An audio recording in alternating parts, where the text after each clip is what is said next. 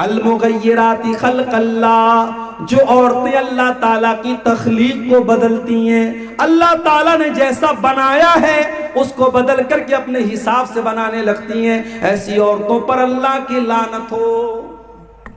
یہ کس نے بیان کیا؟ عبداللہ بن مسعود نے، بہت بڑے صحابی عبداللہ بن مسعود۔ جب انہوں نے یہ بات بیان کی، ایک عورت تھی قبیلے بنو اسد کی، اس کا نام تھا ام یعقوب۔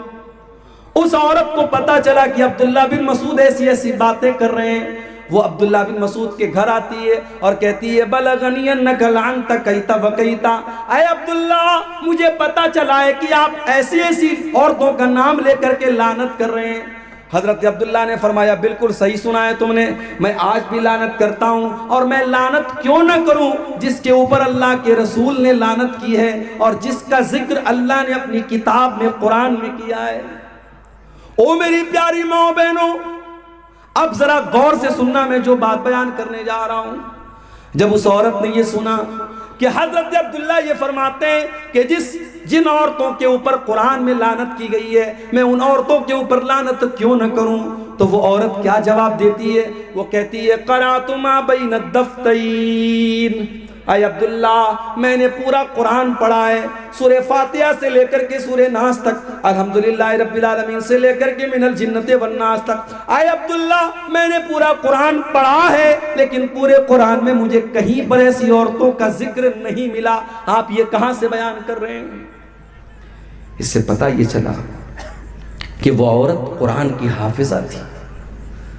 آج بہت مشکل ہے، لڑکیاں عام طور سے حافظہ نہیں بن پاتی ہیں، اور بہت ساری لڑکیاں حافظہ بنتی ہیں مدرسے میں، تو جب شادی ہوتی ہے سسرال میں جاتی ہیں، اپنے کچن کا کام کرنے میں، بچوں کو پالنے میں مگن ہو جاتی ہیں، قرآن یاد کر کے بھول جاتی ہیں۔ وہ عورت قرآن کی حافظہ تھی، قرآن کی عالمہ تھی۔ آج ہماری لڑکیاں کہاں ہیں، ہماری بیٹیاں کہاں ہیں؟ کل میں نے صدلپور کے جلسے میں کہا تھا، آج سون برسا میں بھی کہہ رہا ہوں، ہماری سیرشابادی قوم میں مدرسے ماشاءاللہ بہت سارے کھلے ہیں، مگر سارے لوگ اپنی بچیوں کو مدرسے میں نہیں پڑھاتے۔ بہت سارے لوگ اپنے بچیوں کو اسکول میں پڑھاتے ہیں، کالج میں پڑھاتے ہیں، اور صحیح ہے، جائز ہے، حرام تو نہیں ہے، پڑھا سکتے ہیں، ضروری نہیں کہ ہر آدمی اپنی بچی کو مدرسے میں ڈالے۔ مگر جو لڑکی آپ کی اسکول میں جا رہی ہے، کالج میں جا رہی ہے، مجھے بس ایک سوال کا جواب دے دو، اس لڑکی کو دین کون سکھائے گا؟ وہ لڑکی کسی حافظ جی کے پاس جا کر کے قرآن پڑھ لے گی تو اس سے دین تو نہیں سیکھے گی، دین کہاں سیکھے گی وہ؟ مجھے لوگوں نے بتایا کہ ہمارے علاقے میں عیدین کی نماز میں عورتوں کا انتظام نہیں ہوتا، عیدگاہ میں عورتوں کا انتظام نہیں ہوتا۔ مسجدوں میں نے دیکھا 90% مسجدوں میں جمعہ کی نماز میں عورتوں کا انتظام نہیں ہے۔ آپ کی عورتیں دین کہاں سیکھیں گی میرے بھائی؟ جلسے میں سیکھیں گی؟ جلسے میں دین کم سیکھتی ہے، مارکیٹنگ زیادہ کرتی ہے۔ پنڈال کے نیچے عورتیں کم ملیں گی، بازار میں دکانوں پر زیادہ ملیں گی۔ جلسے میں تو انٹرٹینمنٹ زیادہ ہوتا ہے، منورنجن زیادہ ہوتا ہے، دین کم لوگ سیکھتے ہیں۔ اس لیے میں بڑے صاف الفاظ میں کہتا ہوں، اگر اپنی قوم کی بیٹیوں کو بچانا ہے، ہر مسجد میں جہاں جمعہ کی نماز ہوتی ہے آپ قدم آگے بڑھائیے اور عورتوں کا انتظام کیجیے۔ اللہ نے اگر ایک فلور بنانے کی طاقت دی ہے، تھوڑی ہمت کرو۔ اور میں جانتا ہوں سیمانچل کا یہ علاقہ پچھڑا علاقہ مانا جاتا ہے، مگر جب جو خرچ کرنے پر آتے ہیں 6-6 لاکھ روپے کے جلسے میں پنڈال بنتے ہیں۔ ابھی کہیں پروگرام ہونے والا ہے، سنا ہے کہ 6 لاکھ کا وہاں پنڈال بن رہا ہے۔ ابھی کل قبرستان کا چندہ ہو رہا تھا صدلپور میں، لوگوں نے بتایا کہ پورے گاؤں میں کوئی گھر ایسا نہیں جہاں سے ہم نے کم سے کم 5,000 روپے چندہ نہ لیا ہو۔ جب کام کرنے پر انسان طے کر لیتا ہے کہ مجھے یہ کام کرنا ہے تو بہت سارے راستے نکال لیتا ہے۔ ہر جمعہ کی مسجد میں عورتوں کا انتظام ہونا چاہیے۔ آپ کے گھر کی عورتیں جب جمعہ کے خطبے میں جائیں گی، سال میں 52 جمعہ کا خطبہ ہوتا ہے، جب جمعہ کے 52 تقریریں وہ سنیں گی، انشاءاللہ وہ دین کی سمجھ ان کے اندر پیدا ہوگی اور بہت سارے فتنے ختم ہو جائیں گے میرے بھائی۔ اسی طریقے سے عیدگاہ میں اور عید کی نماز میں بھی آپ عورتوں کا انتظام کیجئے۔ پردے کا بیچ میں انتظام کیجئے، پنڈال لگوائیے، کچھ بھی کیجئے، مگر آپ عورتوں کا انتظام کیجئے۔ اگر نہیں کرتے ہیں تو بند کر دیجئے اپنے آپ کو اہل حدیث کہنا۔ اہل حدیث صرف آمین زور سے بولنے والے کا نام نہیں ہے، اہل حدیث صرف سینے پر ہاتھ مارنے والے کا نام نہیں ہے، اہل حدیث اس کو کہتے ہیں جو قرآن و حدیث پر چلنے والا ہو۔ اگر آپ کی عورتیں عیدین کی نماز میں ان کے لیے آپ نے انتظام نہیں کیا ہے، اللہ کے آپ کو جواب دینا پڑے گا آپ نے کیوں انتظام نہیں کیا ہے۔ وہ عورت، اس کا نام ام یعقوب تھا، اس نے کہا عبداللہ میں نے تو پورا قرآن پڑھا ہے، پورے قرآن میں نے کہیں پر بھی ان عورتوں کا تذکرہ نہیں پایا جن عورتوں کا نام لے لے کر کے آپ لعنت کر رہے ہیں۔ حضرت عبداللہ نے فرمایا اگر تو نے ڈھنگ سے قرآن پڑھا ہوتا تو ضرور تجھے مل جاتا۔ کیا تو نے قرآن کے اندر یہ آیت نہیں پڑھی وَمَا آتَاكُمُ الرَّسُولُ فَخُذُوهُ وَمَا نَهَاكُمْ عَنْهُ فَانْتَهُوا، میرا نبی تم کو جو دے دے لے لو اور میرا نبی جس سے منع کر دے رک جاؤ۔ اے خاتون، میرے نبی نے ایسی عورتوں کا نام لے کر کے لعنت کی ہے، جب میرے نبی نے لعنت کی ہے تو سمجھو اللہ نے لعنت کی ہے، کیونکہ اللہ کہہ رہا ہے میرا نبی جو دے دے لے لو، میرا نبی جس سے منع کر دے رک جاؤ۔ کہتی ہے ہاں اب آپ کی بات سمجھ میں آئی۔ اس کے بعد وہ عورت کہتی ہے اے عبداللہ مجھے پتا چلا ہے آپ کے گھر کی عورتیں بھی ٹیٹو بنواتی ہیں، مجھے پتا چلا ہے آپ کے گھر کی عورتیں بھی آئی برو سیٹ کرواتی ہیں۔ حضرت عبداللہ نے کہا جاؤ میرے گھر کی اگر کسی عورت کا تمہیں یہ عمل مل جائے تو آ کر کے مجھے بتاؤ۔ وہ عورت گھر میں جاتی ہے، پتہ یہ بھی چلا نبی کے دور میں تقریر کرنے والے کا اپنا عمل بھی تقریر کے مطابق ہوتا تھا۔ آج اللہ معاف فرمائے باتیں بہت بڑی بڑی ہیں، مگر جب اندر جھانک کے دیکھو تو پتہ لگتا ہے کہ صرف باتیں ہی باتیں ہیں، عمل بڑا کمزور ہے۔ حضرت عبداللہ نے چیلنج دے کر کہا جاؤ اگر میری کوئی بیوی اگر یہ کام کرتے ہوئے پائی گئی میں اپنے ساتھ اس کو نہیں رکھوں گا۔ عورت اندر سے آتی ہے، کہتی ہے معافی چاہتی ہوں، معذرت چاہتی ہوں، آپ کے گھر کے بارے میں غلط رپورٹ ملی تھی۔ کہا اگر میری کوئی بیوی ایسا کام کرتی نا تو میں اس کو اپنے نکاح میں باقی نہ رکھتا، پھر وہ عبداللہ کی بیوی نہ ہوتی، میں اپنے گھر میں ایسی عورت کو نہیں رکھ سکتا تھا۔ تو میرے بھائیوں، میری ماں اور بہنوں، یہ تیسرا کام ہے جس کے کرنے والے پر اللہ کے رسول نے لعنت کی ہے۔ جو عورتیں گدنا گدواتی ہیں، ٹیٹو بنواتی ہیں یا آئی برو سیٹ کرتی ہیں، ایسی عورتوں پر بھی اللہ کے رسول نے لعنت کی ہے۔ اور آگے بڑھیے، نمبر 4، تصویر بنانے والے کے اوپر بھی اللہ کے رسول نے لعنت کی ہے۔ آپ نے فرمایا لعن اللہ المصور، اللہ کی لعنت و تصویر بنانے والوں کے اوپر۔ آپ نے یہ بھی فرمایا کہ قیامت کے دن سب سے دردناک عذاب تصویر بنانے والوں کو ہوگا، یضاہئون خلق اللہ، کیونکہ تصویر بنانے والے اللہ کی تخلیق کا مقابلہ کرتے ہیں۔ اب یہاں پہ سوال پیدا ہوا عبدالغفار صاحب اگر تصویر بنانا حرام ہے، آپ خود سیلفی کیوں لیتے ہیں؟ آپ کے ساتھ نوجوان سیلفی لے رہا ہے، آپ سیلفی لینے کی اجازت کیوں دیتے ہیں؟ تو بھائی یہ مسئلہ بھی سمجھ لو کہ کیمرے کی تصویروں کے بارے میں علماء کا اختلاف ہے۔ کچھ علماء تو کہتے ہیں کہ جب تصویر کا نام آ گیا تو کیمرے کی تصویر بھی اس کے اندر شامل ہے، وہ بھی حرام ہے۔ لیکن بہت سارے علماء کا یہ کہنا ہے کہ کیمرے کی تصویر وہ تصویر نہیں ہے جس کا حدیث کے اندر ذکر کیا گیا ہے، کیونکہ حدیث میں یہ کہا گیا کہ تصویر بنانے والا اللہ کی تخلیق کا مقابلہ کرتا ہے۔ جیسے اللہ نے ہمارے ہاتھ بنائے، اللہ نے ہمارے پیر بنائے، تو پینٹنگ بنانے والا جب پینٹنگ بناتا ہے تو وہ ہاتھ بھی بناتا ہے، وہ پیر بھی بناتا ہے، وہ چہرہ بھی بناتا ہے، وہ ناک بھی بناتا ہے۔ فوٹو کھینچنے والا تو کوئی کام نہیں کرتا، وہ تو کیمرے کو کلک کرتا ہے اور فوٹو کھینچ لیتا ہے۔ تو کیمرے کے اندر جو فوٹو آتا ہے وہ در حقیقت ایک شیڈو ہے، ایک عکس ہے، وہ تصویر نہیں ہے جس کے اوپر حدیث میں لعنت کی گئی ہے۔ بہرحال یہ علماء کی ایک بڑی جماعت کا فتویٰ ہے، اس لیے کیمرے کی تصویر کے بارے میں گنجائش ہے۔ اور ہمارے جو بھائی ہمارے ساتھ سیلفی لیتے ہیں تو ہم اس لیے اجازت دے دیتے کہ چلو بھائی آج کے زمانے میں لوگ فلمی ہیرو کو اپنا ہیرو مانتے ہیں، کوئی کرکٹروں کو اپنا ہیرو مانتا ہے، اگر ہمارا نوجوان اپنے علماء کو اپنا ہیرو مانتا ہے اور اپنے دین کا کام کرنے والے دعات کے ساتھ وہ سیلفی لینے کو اپنے لیے شوق کی چیز سمجھتا ہے تو ہم بہت سختی نہیں کرتے ہیں، لیکن پھر بھی تصویروں کے معاملے میں ہمیں احتیاط کرنی چاہیے۔ اور اپنی بہنوں سے کہنا چاہوں گا آپ کا تصویر لے کر کے اس تصویر کو کہیں پر بھی شیئر کرنا یہ بالکل صحیح نہیں ہے۔ ہماری بہت ساری مسلمان بہنیں وہ اپنے اسٹیٹس پر اپنی تصویر لگاتی ہیں، نیا کپڑا پہنا جلدی سے انسٹاگرام پہ فوٹو ڈال دیا، فیس بک پر فوٹو ڈال دیا۔ آپ کے اسی کٹیہار اور پورنیہ کی کئی مسلمان لڑکیوں کو میں جانتا ہوں جو بہت فیمس ہیں، انسٹاگرام پر بہت فیمس ہیں، فیس بک کے اوپر بہت فیمس ہیں۔ وہ اس کے پہلے جب ٹک ٹاک چلتا تھا ان کے ویڈیوز بڑے وائرل ہوتے تھے، مسلمان لڑکیاں ہیں اور چھوٹے چھوٹے کلپ بنا کر کے وہ شیئر کرتی ہیں۔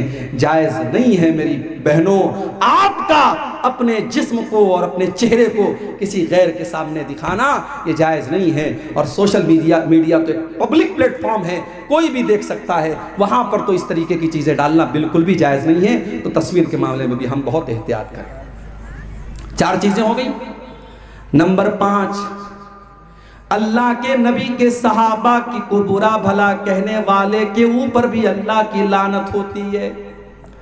اللہ کے پیارے نبی فرماتے من سب اصحابی، جو میرے صحابہ کو برا بھلا کہتا ہے، جو میرے صحابہ کو گالی دیتا ہے، فعلیہ لعنت اللہ والملائکۃ والناس اجمعین، اس کے اوپر اللہ کی لعنت ہو، اس کے اوپر انسانوں کی لعنت ہو، اس کے اوپر فرشتوں کی لعنت ہو۔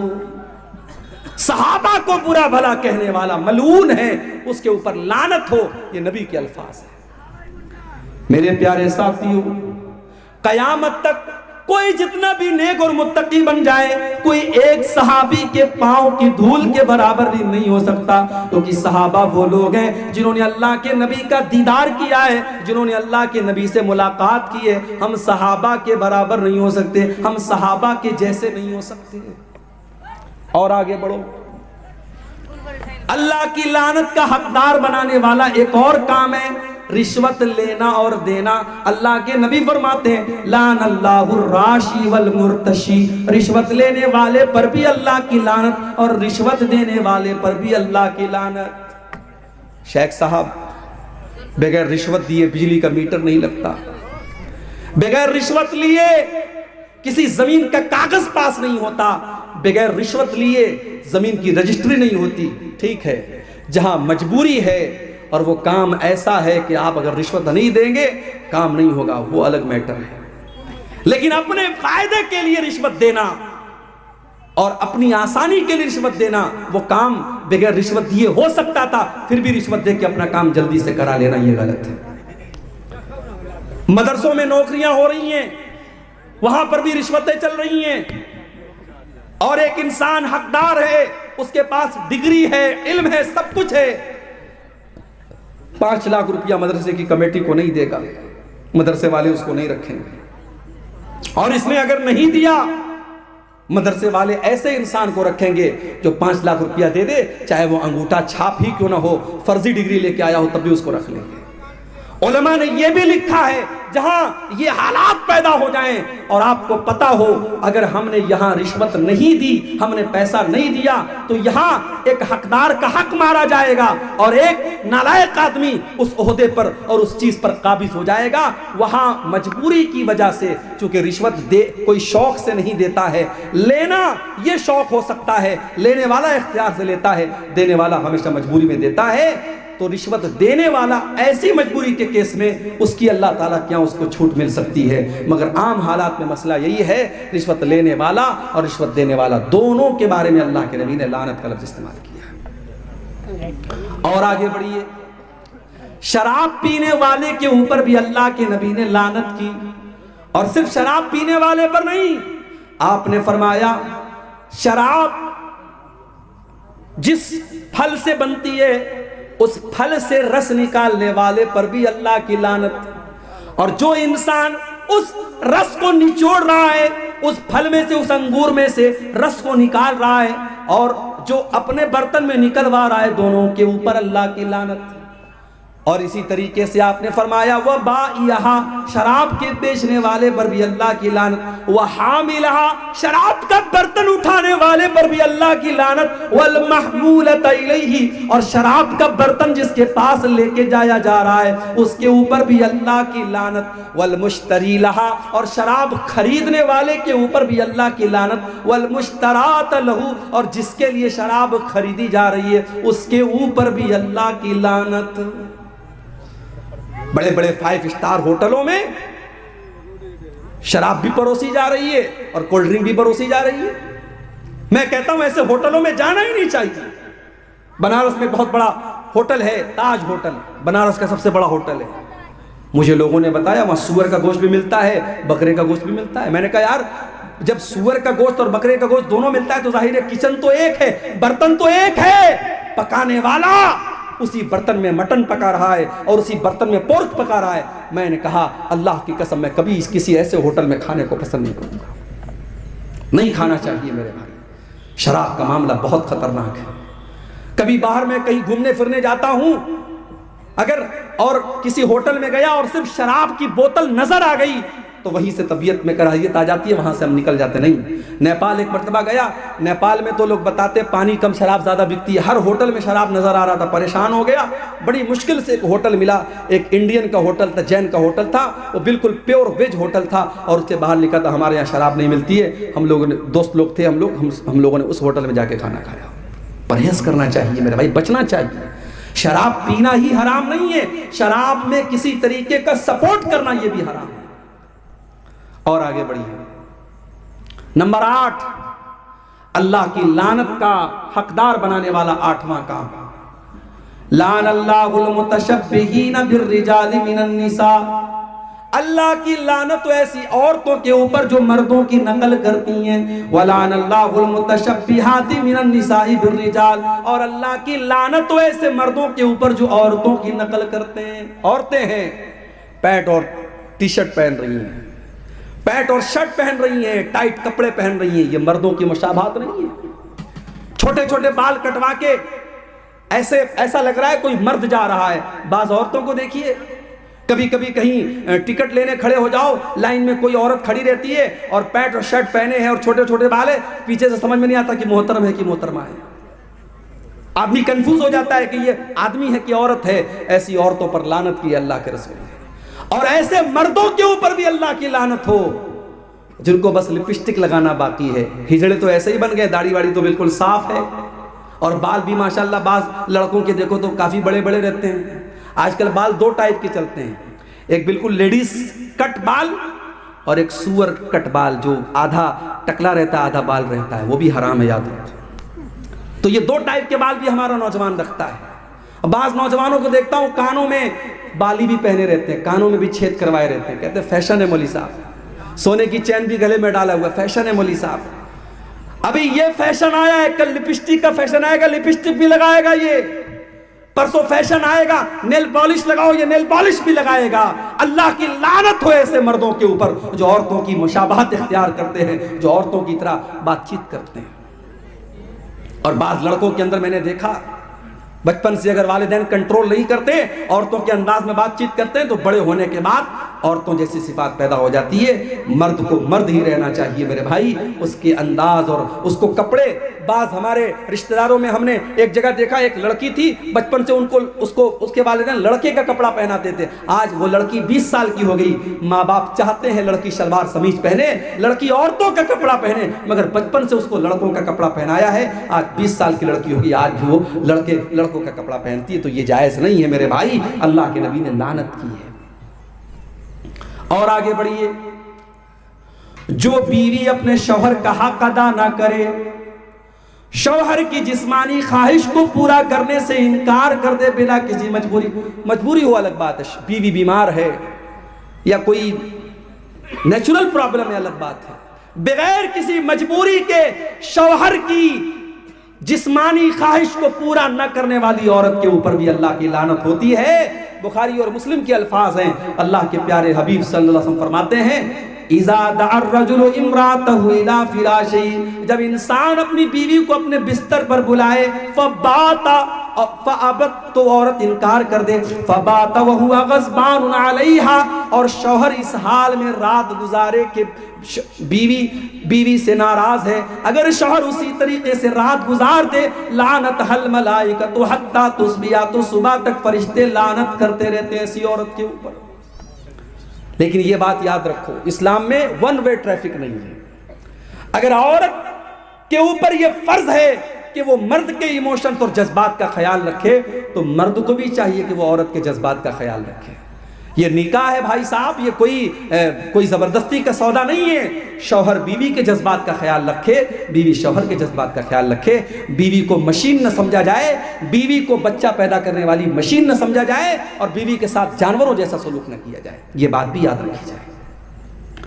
اگر بیوی کو ہم یہ چاہتے ہیں وہ ہمارے لیے بہترین کپڑا پہنے، خوشبو لگائے، سجے سنورے، تو بھائی صاحب ذرا آپ بھی اپنی اداؤں پر غور کیجئے۔ آپ تو ایکسپیکٹ کرتے اپنی بیوی سے کہ وہ میرے لیے خوب میک اپ کرے، سجے سنورے، اور آپ وہی بالکل بد شکل ہو کر کے، بال بالکل پراگندہ ہیں اور بدبو سے اٹے ہوئے ہیں، پسینے سے اٹے ہوئے ہیں، اور اس حالت میں اگر انسان اپنی بیوی کے پاس جاتا ہے تو یہ بھی غلط ہے۔ حضرت عبداللہ ابن عباس کہتے ہیں کہ جس طریقے سے میری بیوی میرے لیے سجتی اور سنورتی ہے، میں اپنی بیوی کے لیے سجتا اور سنورتا ہوں۔ تو بیوی شوہر کا حق ادا کرے، شوہر بیوی کا حق ادا کرے۔ اللہ کے رسول نے ایسی عورت کے اوپر لعنت کی ہے جو شوہر کا حق ادا نہ کرے۔